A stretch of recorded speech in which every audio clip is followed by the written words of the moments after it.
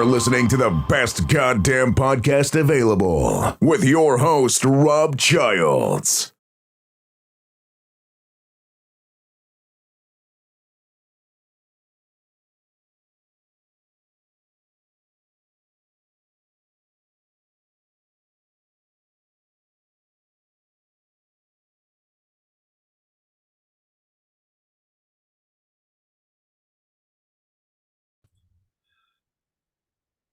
And just like that, we're good to go. So, Sylvie, it's been amazing getting you on here. I know we've kind of talked over the last few months about getting some things together, and your life's crazy, my life's crazy. I'm now half a bionic man. So, we finally got it together. So, thank you for coming on. I really appreciate this.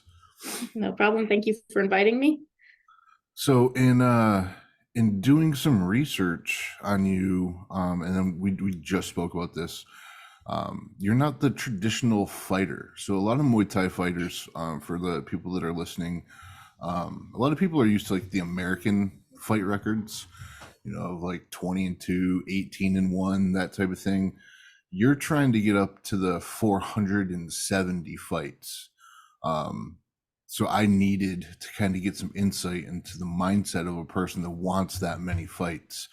So why don't we just kind of like rewind it all the way back to your childhood and kind of where all of this started and where you kind of grew up at. Sure. So I grew up in Boulder, Colorado. I'm the youngest of four, and I'm the only daughter. So I have three older brothers, and I think it's like very much part of my story to be the little one trying to like keep up with the boys, basically. And so I grew up very like outdoorsy, we lived in a kind of area where we were outdoors most of the time, and just kind of like entertaining ourselves. So I think I was a very active kid.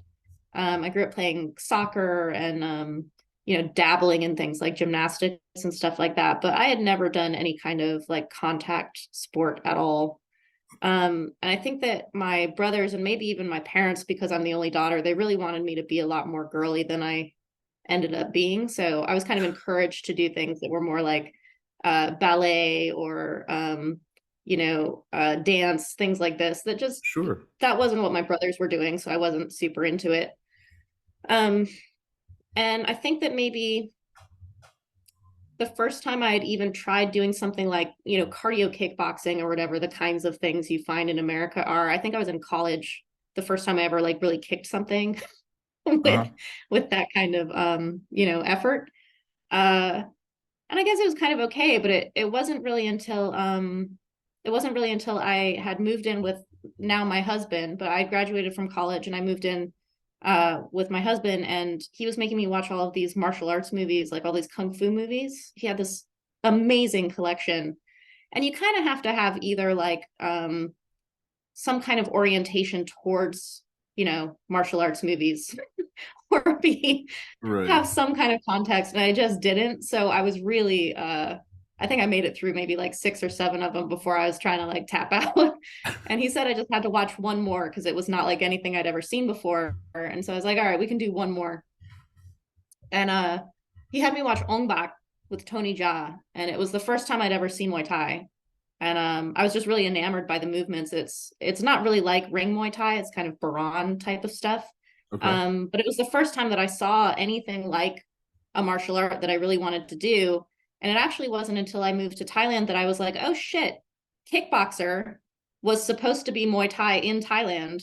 It's just Van Damme doing the splits all over the place. So I think Yeah. I thought I'd seen Muay Thai, but I had not, I guess is the way to say that. So, and how old are you when you first go over there? The first time we came to Thailand, I was, I think, 25 or 26. Oh, Um, wow. but I started Muay Thai at 24. That was the first time I'd ever seen it. And we were living in New York at the time, and we were just trying to find someone who could teach me. And the Sure. first place we found was one of these places that I think people are pretty familiar with. It's like a strip mall that's basically teaching Taekwondo, but then they also throw some elbows and put Muay Thai on the window kind of Yeah. thing.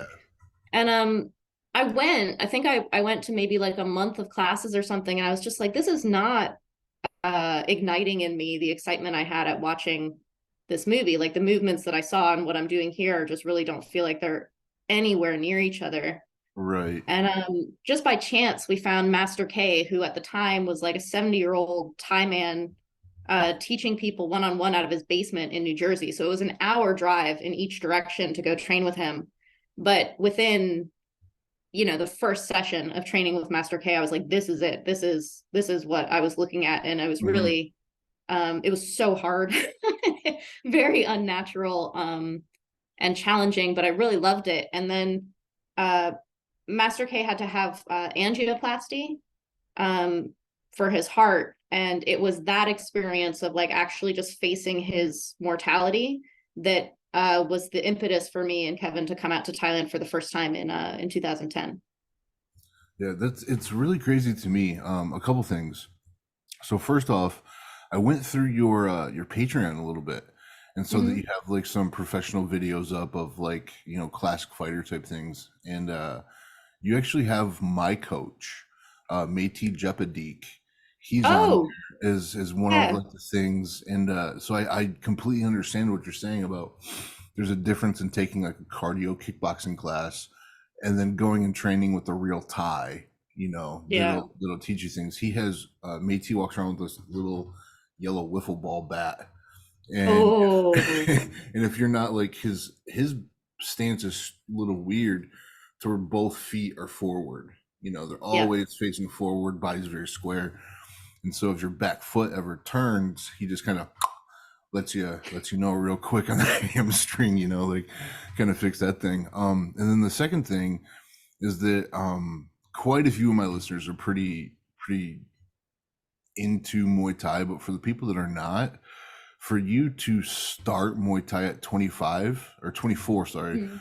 and move over to Thailand at 25, at that point, most Thais would have already had 200 fights. So you're kind of a little bit late in the game.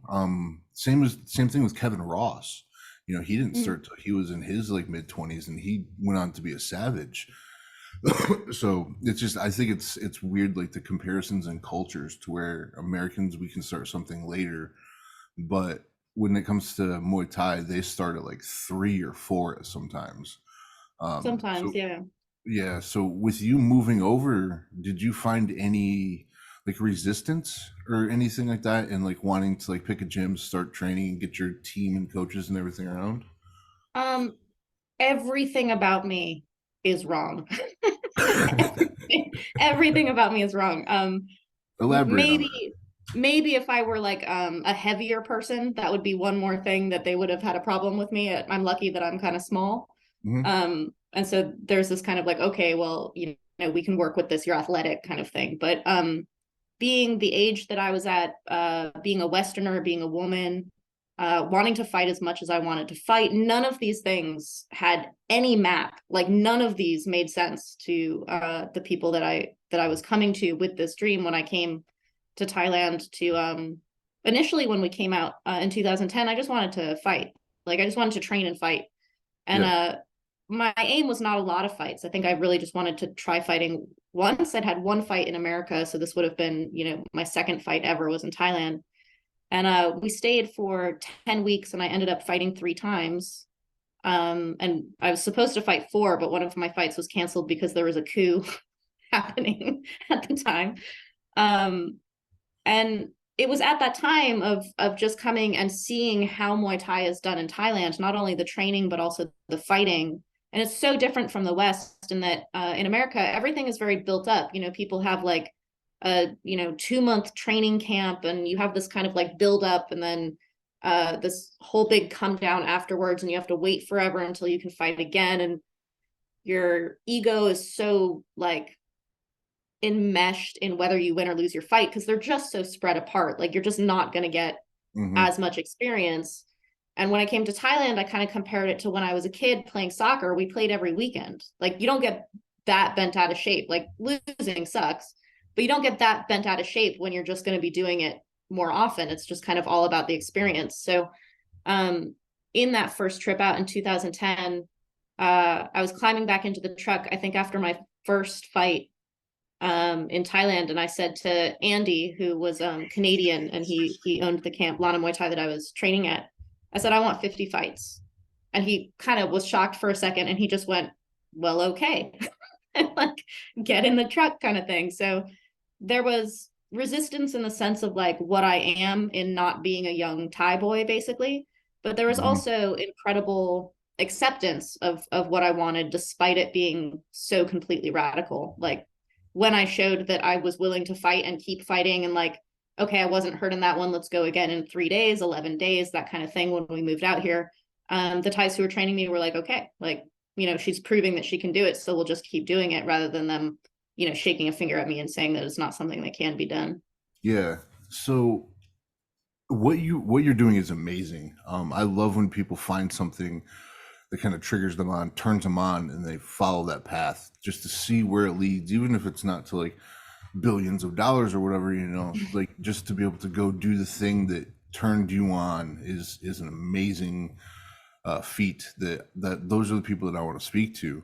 I'm always really curious about the encompassing people in your life, though. So you're from America, you have your American family, you have your American husband, you moved to Thailand. How are they handling all this? Out of nowhere, you're just like, hey, I'm leaving.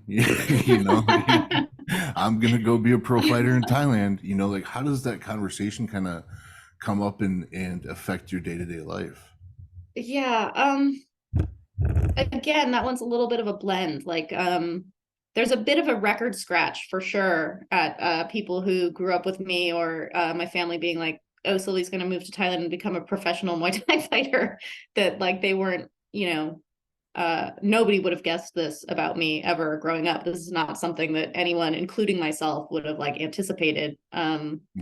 But at the same time, uh, my family is we're tight in that like we're very important to each other, but we're not actually in proximity with each other. So my three brothers are kind of spread out around the Colorado, Arizona area. I was living all the way out in New York, so I wasn't near my family already. And I wasn't like going home often for holidays and stuff like that. So the difference between me being on a different coast and me being on another continent is kind of more of a conceptual one than an actual Okay. like practical one. Yeah, yeah. um my brothers, two of my brothers were present at my very first fight in Virginia, in America. And so that was cool. That was like having support straight away. And my parents have come to see me fight, both in America and visiting in Thailand. So I would say that there's like a mixed bag in terms of like no parents or brothers are going to be stoked about watching their sister get, kicked in the face or Yeah. anything like that. But they know how important it is to me. But also, my dad was really happy when he came to Master K's basement one time watching me train. And he was like, I really changed my mind about how I felt about your training. He said, at first, I just kind of thought you were just going to get beat up. But seeing you actually like give back and defend yourself and kind of have these confidence and power and stuff yourself, it really filled my dad with kind of a pride and confidence that he had not had when he was just thinking about it. Yeah. But actually seeing it, he got into it. And now he kind of like brags about me to his friends. Like Yeah, he that's doesn't have to awesome. worry about his daughter and stuff. Yeah, I want to dive into that really quick and then we can move on. You said something about confidence. Mm, And for me, I started jujitsu like right around the time where I started this podcast. I was going through some other medical things about 3 years ago. It was like a cancer related thing, and I used mm, jujitsu as like my way out. Of like I mm, don't care what my body feels like. I'm going to do this. It required a ton of discipline and everything like that. Um, so what are you doing for discipline to be able to continue doing what you're doing and going down that path? Because there's days, and I know from personal experience, you may not be able to walk correctly for a couple mm, days because you caught like a leg kick in sparring that was a little too hard, or you didn't check it, or mm. whatever it is. How are you able to keep your confidence and your discipline kind of moving forward when you aren't a Thai guy? You aren't like Mm. the traditional what they're expecting. I think that there's a misconception, and it's a fair one. I think when you look at people who are not you, and you look at people who are doing things that seem kind of remarkable, a lot of times you only really see one side of the coin at a time. So you're either seeing heads or tails, and you don't really note that it's the same coin kind of thing. Sure. And so, in just the way that when we watch, like one of these Marvel movies, like a comic book movie or something, these superheroes have these superpowers, but they're also super tormented people. Like um, they're very weighted by their capacities, and they're not being normal and things like this. So I'm not confident all the time. And I think that a lot of the times that when I'm able to like push myself when I'm hurt, when I can't really feel like I'm like stoked to go to the gym or something like that, it's actually using weaknesses that I have that gets me there. And it sounds really dark, but it is like self-hatred and being critical and being afraid of shame and things like that. That actually can motivate you to get you to a place that like now you can kind of alchemy bring it into something that's a little bit more positive. But it's interesting that with your health conditions, working with jujitsu, one of the more beautiful that don't really understand is that it's such a patient sport. And so if your physicality when you're sick, when you have to like teach yourself to be really patient, that's taking a weakness and having a kind of like realization out of it, or like a practice out of it. So I think that some of the things that have improved me both as a fighter and as a person have not been like I'm super confident, I'm super motivated. It's actually been the opposite of that. Yeah, that's not uncommon for me to hear, to be honest. I've heard kind of like both ends of the spectrum. Some people find that, after their first day in class of Muay Thai Jiu-Jitsu, whatever it is, they walk out with like this bravado, like they can finally handle themselves type thing. It's after the first day, but and then that kind of gets beaten down, after rounds of rolling or sparring or whatever it is, and that kind of goes away. But it's the discipline to keep you coming back that then grows your confidence. I guess my question for you is that easy to hold on to? Because I know I have not been over and trained in Thailand. I have quite a few friends that have. My brother's gone over, and it doesn't seem like there's too many female fighters comparatively to the men. So do you feel like you've been able to like hold that confidence? And yeah, I think I kind of went there with that. Um, it's I don't know that it's necessarily a confidence in the sense of like self-esteem, but it's a confidence in the sense of like I have security in that I can do something. So even if I'm struggling, like even if it's not my best day, I can get through it. Like I can push through that thing. And I've pretty consistently been the only woman training in any of the gyms that I've been in the 11 years now that we've been in Thailand. Sometimes there are other women at the gym, but like not consistently. Right. And so like I was saying about how I was always trying to like keep up with the boys when I was younger, when I was the only girl and the smallest. So there were all these reasons why I didn't really like fit in with the boys. In my gyms, because I work so hard, I end up being the kind of pace horse that my trainers compare the boys to. So instead of like Sylvie keep up with the boys, they're like, boys, Sylvie's doing it, you guys better keep up with her because she's a girl and you should be doing better and all this different type of stuff. So it's kind of a backhanded compliment in a way to have this constant like for a girl kind of thing. But also if you talk to Meti about how he came up in Muay Thai, even as a Thai boy, there's really like when you're actually in the machine, when you're in the kind of slow cooker of a gym that you're just doing the work all the time, there isn't as much thought about what your choice is. Like there's not as much waking up and being like, am I going to train today? You just go. That's like what you do every day. So people who are going after work or on the weekends, they have this slight disadvantage in that it's a choice all the time. It's this kind of like, is this going to be my outlet? Do I have the energy to do it? When it's your job, when it's what you do, when it's what you've like plugged yourself into this machine, that's the only thing the machine makes. So, you know, every day you're getting up and doing the thing, and it's not so much a like, am I going to do it or am I not? It's kind of like you just go. Yeah, yeah, for sure. You got the road work is probably one of the most important things in Muay Thai. I Mm. hate sparring and being tired. It just feels like everything weighs 10 times more than it should. Your brain's not clicking correctly. It's Yeah. yeah, so I definitely understand the road work and getting out and getting after it and everything portion of it. Um kind of trying to figure out where I wanted to take this next because there's so many different questions that I have, especially for somebody that's wanting to achieve something so great. You know, the 470 fights, it's or 472, or where exactly are you at now in that hunt? You're in the So 200s, I believe, um, correct? I'm gonna have my 277th fight next month if everything goes as, you know, if it doesn't get canceled or something. So I'm at Sure. 276 out of the 471. And the reason I hit on 471 is that the highest recorded, like someone who actually has a record of every single one of their fights, whether it's in print, a newspaper, some kind of bill, is Len Wickwar.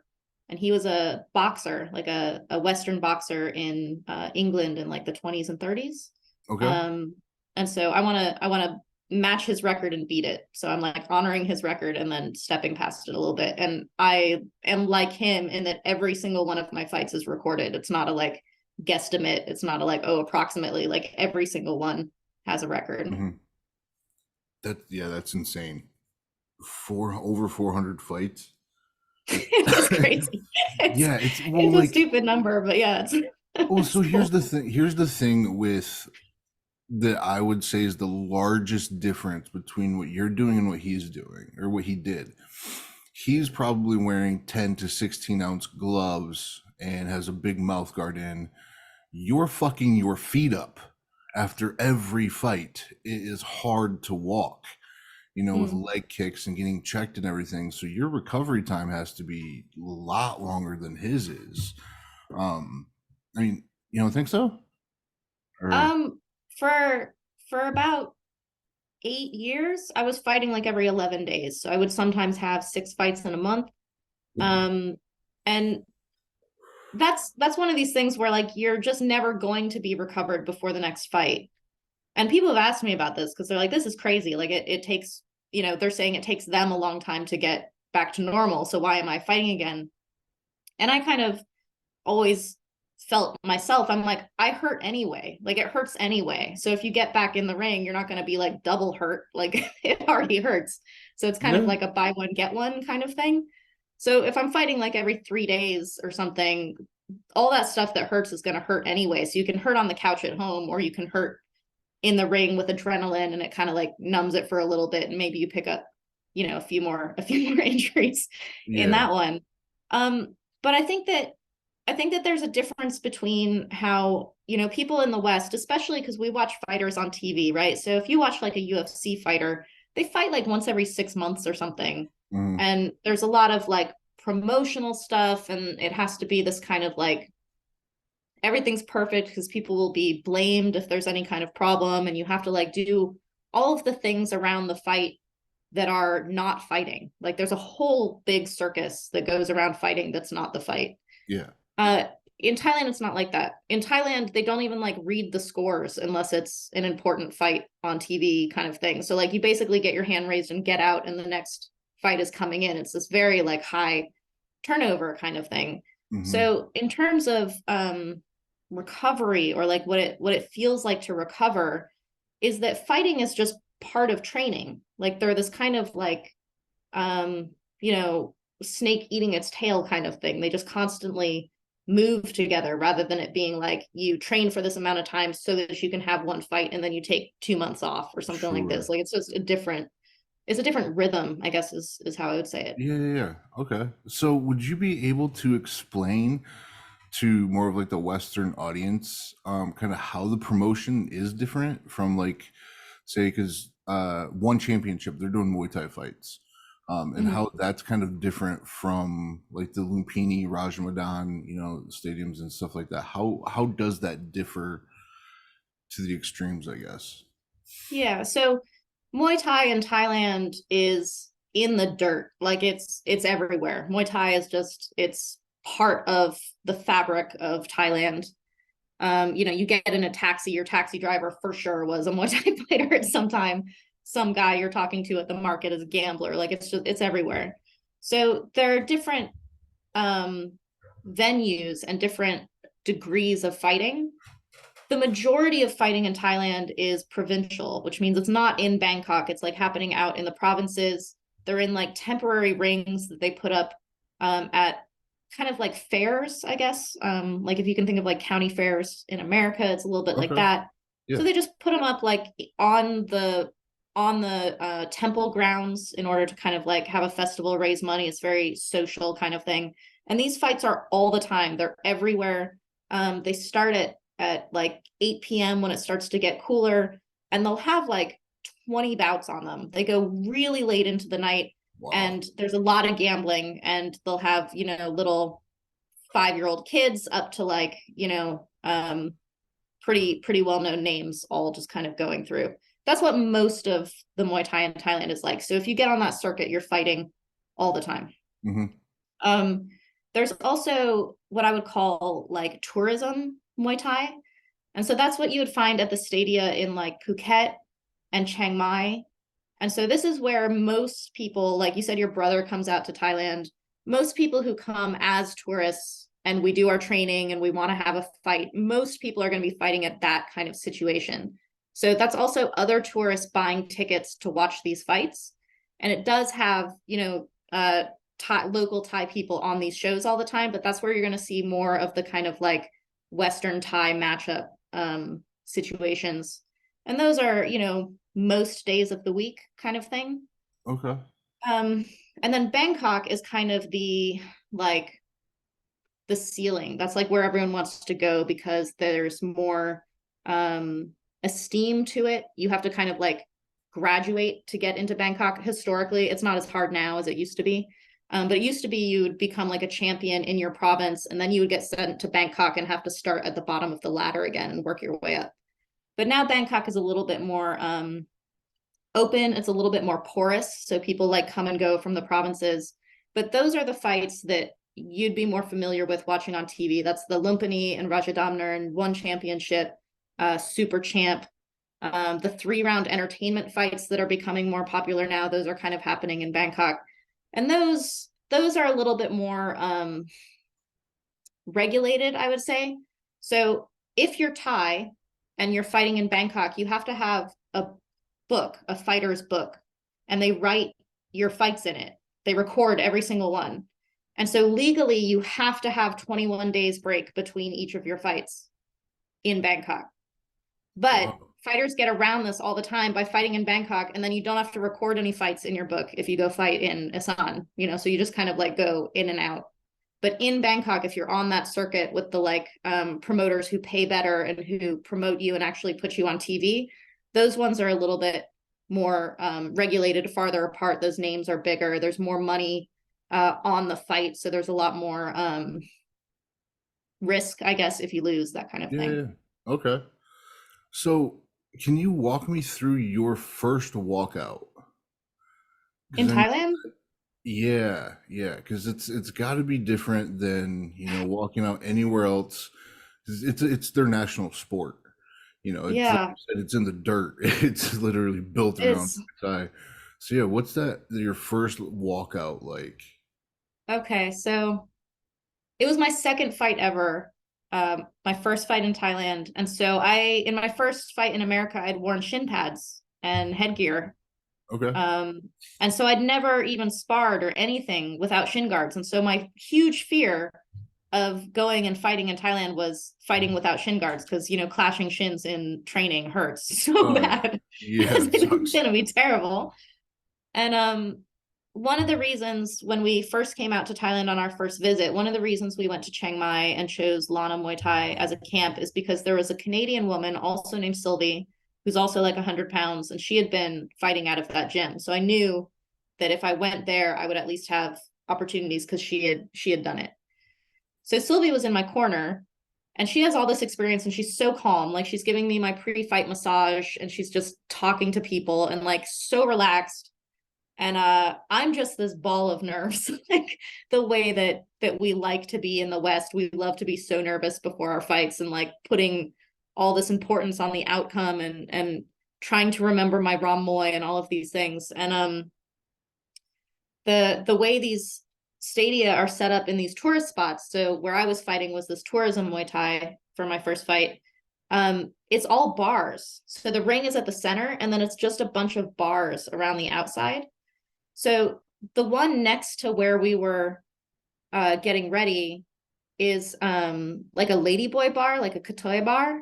And so Okay. it's a bunch of trans women singing karaoke songs as I'm like getting ready for my fight. Like, they're having a party. And then the bar that we were getting ready at has a pool table.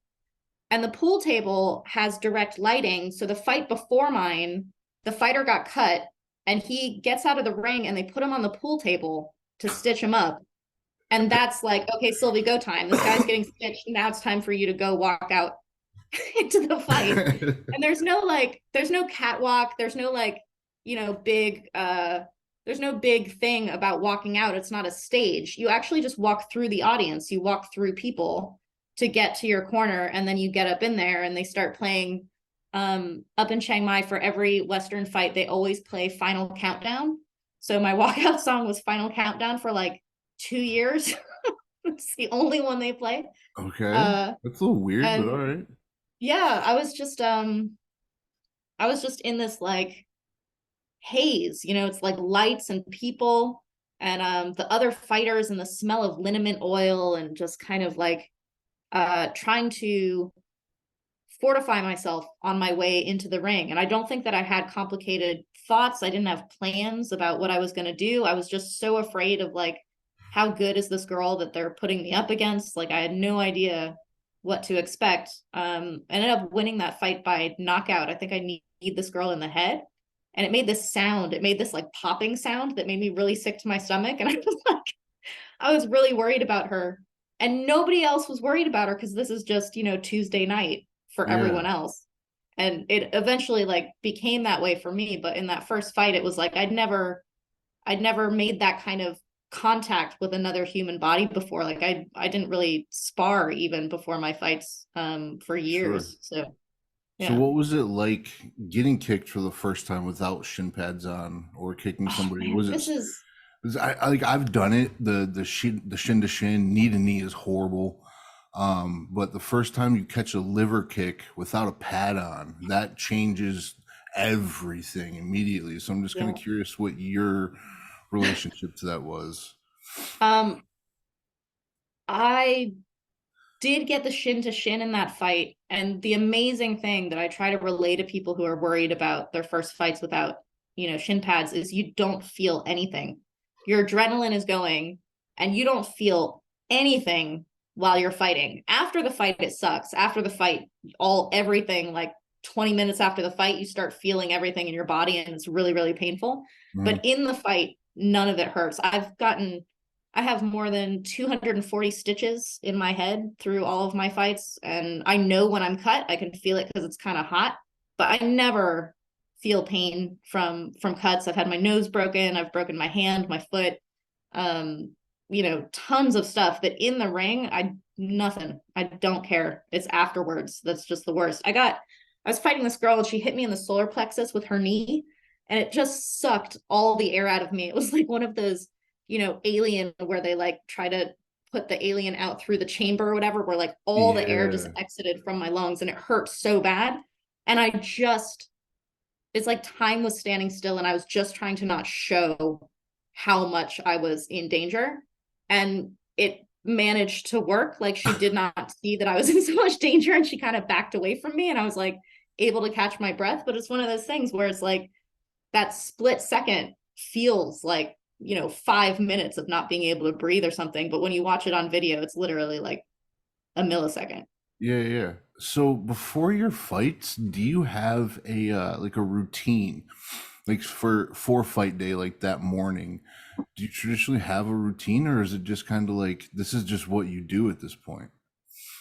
Um, I wouldn't be able to tell you what it was. Like I may have had one at some point, but fucking 270 fights in, no, Yeah, like, exactly. at all.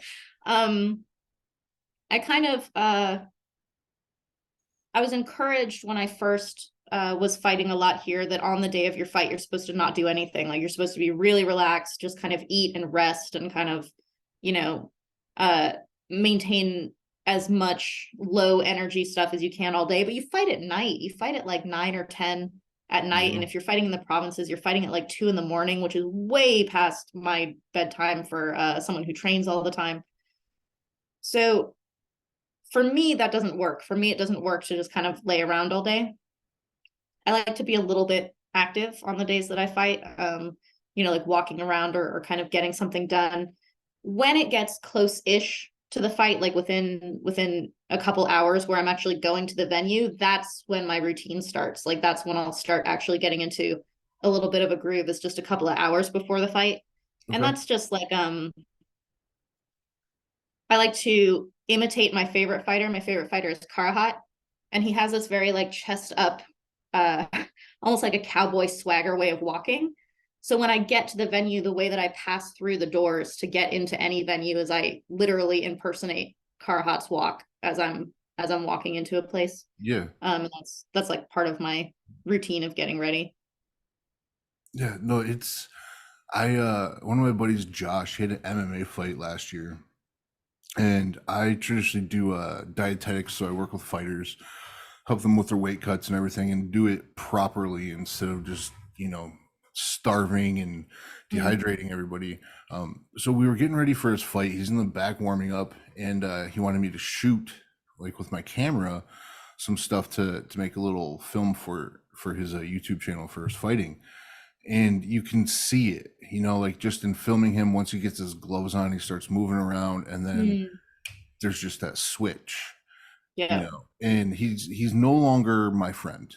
Like Mm. at that point, you can tell his focus. There's only two people on this planet that can get to him. That's Métis and his jiu-jitsu coach. Mm. Everybody else is kind of just gone. And I'm wondering if you have that still with that many fights, because it's not very often you get to talk to somebody who's been in over 200 fights.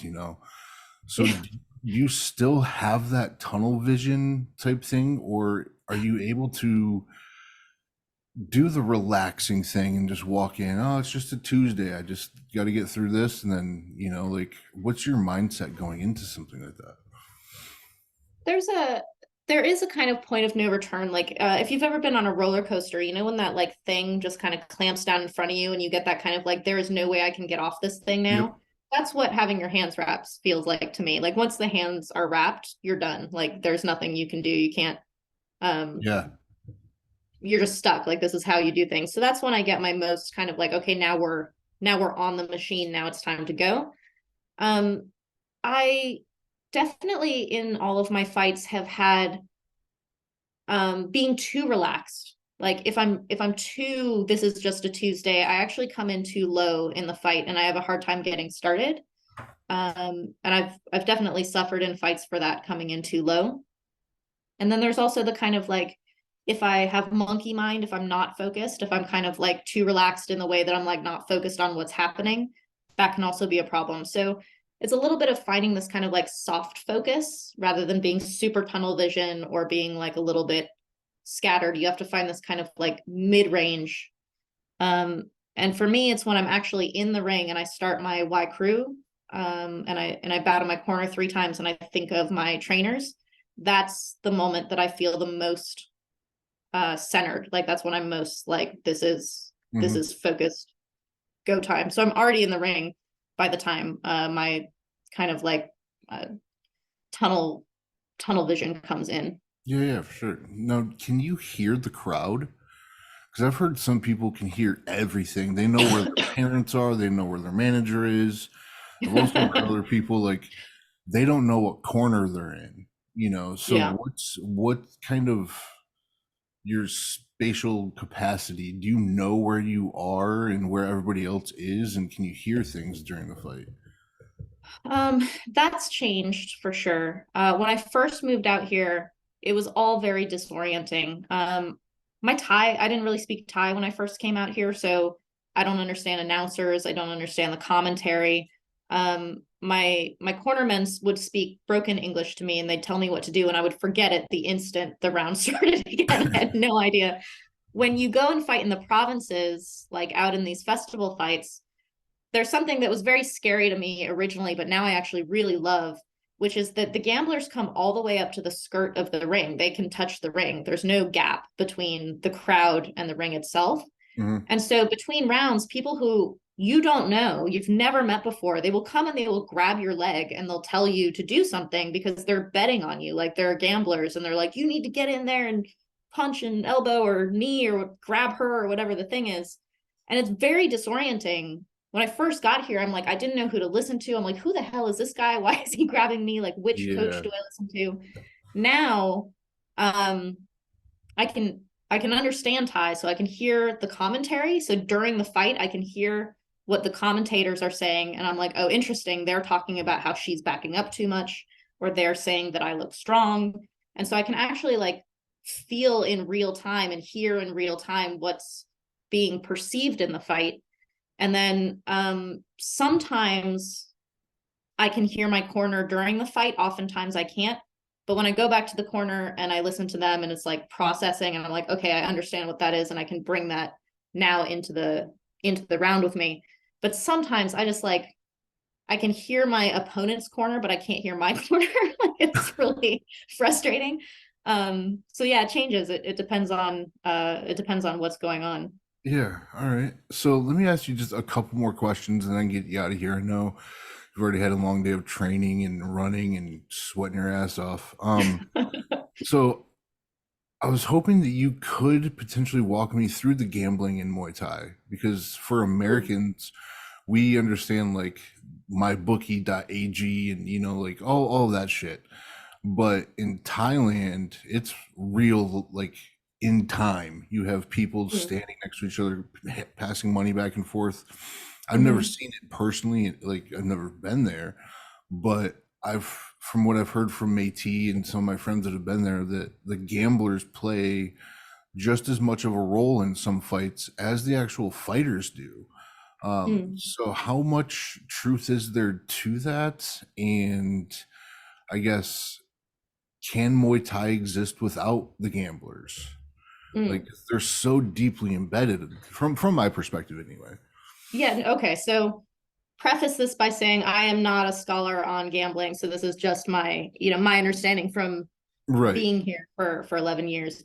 No, Muay Thai and gambling absolutely go together. Trying to separate the two would be like trying to unmake soup. It's just not possible. You can't like make your chicken noodle soup and then, oh, this guy's vegetarian, let's take the chicken out. There's absolutely no way. Like Muay Thai and gambling go together, and they probably always have, like since it became a ring sport. Absolutely, for sure, there's always been gambling. The degree of gambling, the way it was during like the golden age versus the way it is now, is different, mostly because of tech. Like tech has really changed the way that people gamble. So if you want to see the way that gambling kind of more organically and should be involved in Muay Thai, you'll see that out in the provinces. And you'll see that in that people have small amounts of money. Like everyone's betting. They're betting with like 100 baht, which is three American dollars. They're like doing all of this stuff. You'll see the bookies, they have sometimes these little like LED lights, the little laser pointers. And so they'll be pointing at this fighter or that fighter in order to like take their bets, and they have all these hand signals. And it gets really loud. Like one of the things that's so beautiful about gambling and Muay Thai in Thailand is that the crowd is so into it. Like if you've ever actually gone into one of these stadia or you've gone into these festival fights and how into it the crowd gets, it's intoxicating. It's like if you go to a live music concert, you don't get that when the opening band is playing because nobody cares. Like nobody came to see them.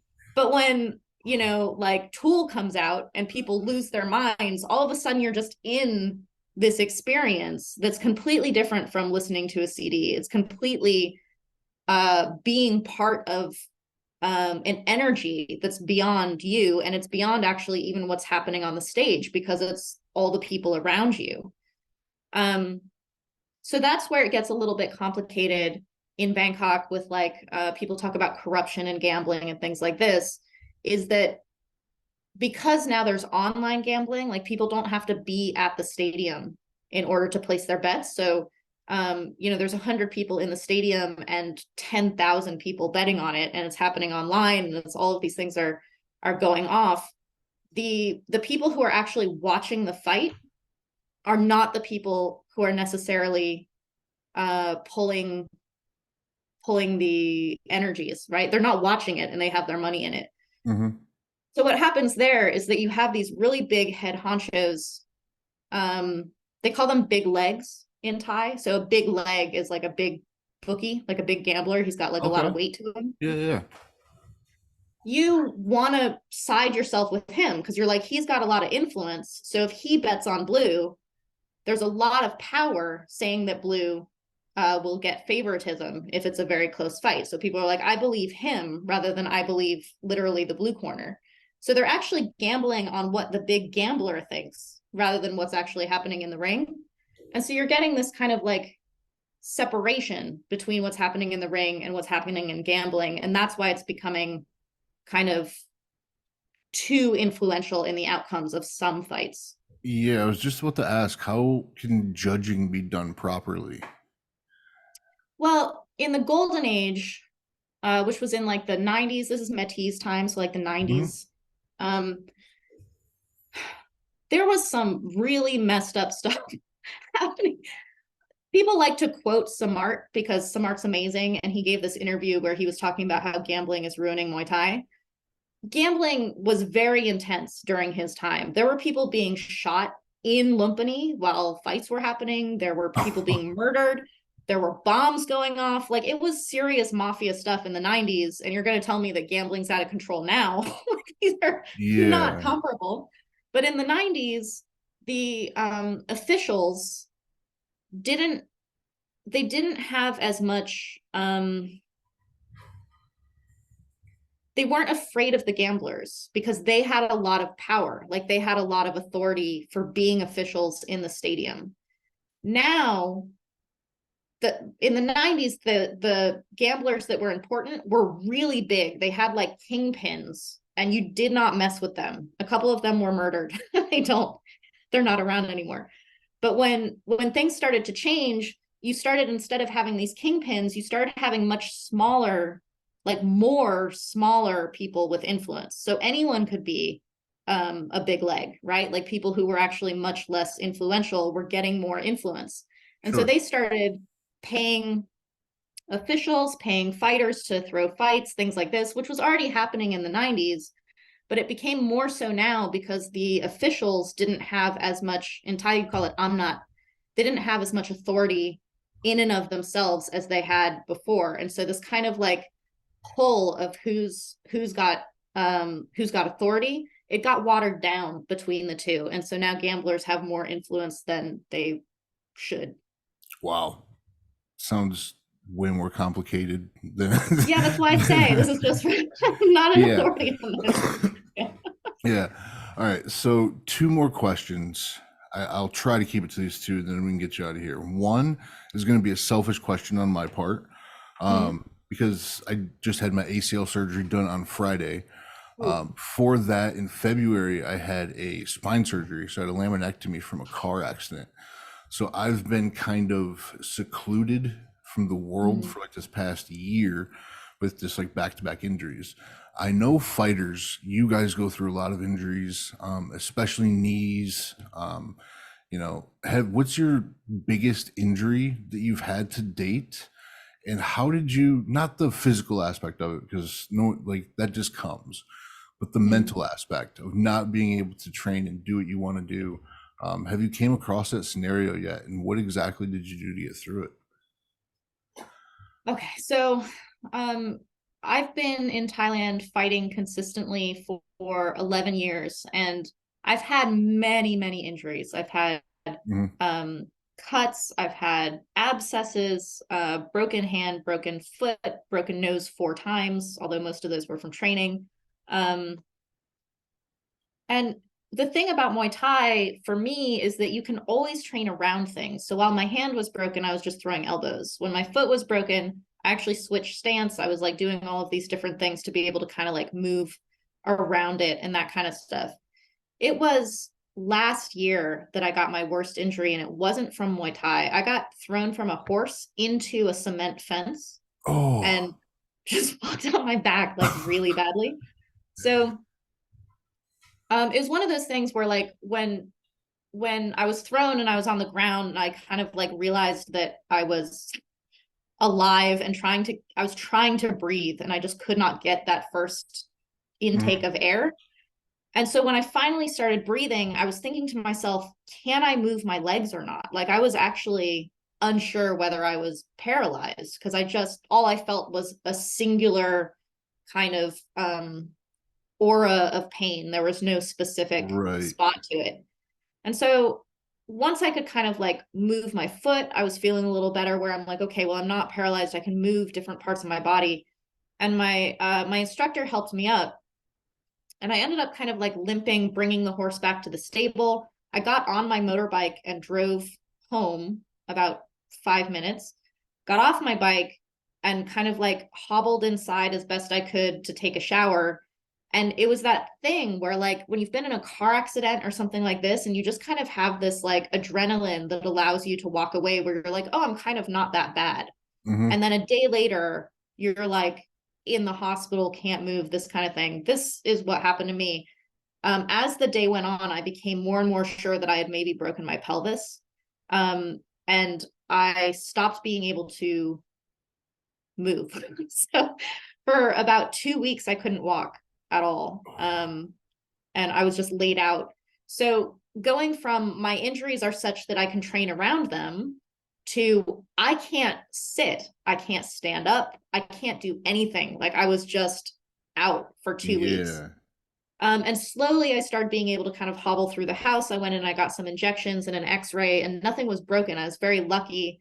My ligament was very, very badly bruised, but it wasn't torn. So it was just a time thing. And it took me about 2 months of very slowly just, some days were just being able to kind of like stand for 2 minutes and see if I could kind of like twist my hips a little bit, like just very, very tiny incremental. I started being able to like walk outside the house at about 3 weeks, and I could like walk 100 paces up and down from my Right. house. And so after 2 months, I got back to training, and it was this thing where it was like, I don't know whether I'm going to be able to do any of the things that I was doing. Like, I don't know where my limits are. Mhm.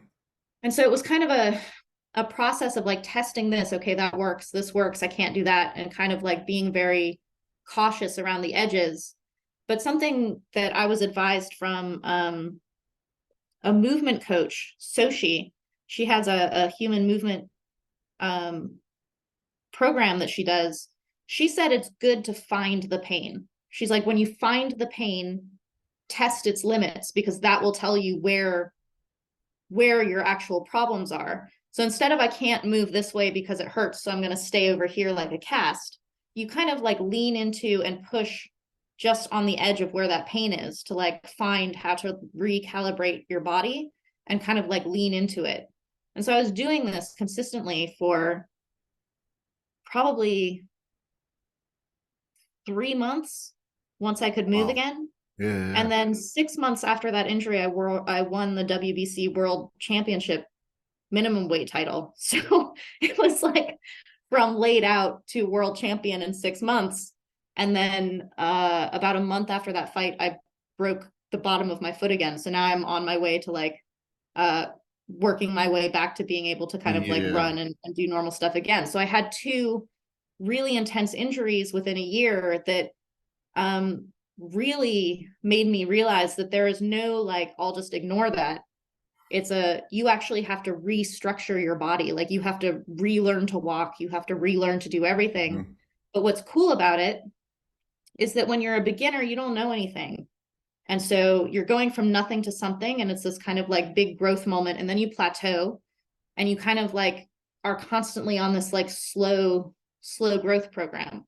When you know a bunch of stuff because you have all this experience and you get thrown back into the kiddie pool and you have to start over, you get to be a beginner with all the knowledge that you have from all the experience that you have. And it completely changes the way that you're able to rebuild your body when you have knowledge at the same time as being a beginner.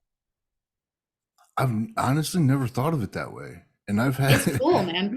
yeah, and I've like in the past 4 years, I've had to rebuild literally from like being able to walk and do push-ups 3 times, Yeah. Yeah. of just not being able to have control of my body. So that rebuilding process is, it fucks with you mentally, you Yes. know. And so that's kind of where I wanted to see, if I was the only one. Clearly, I'm not. And so I had the one final question for you, then we'll get you out of here.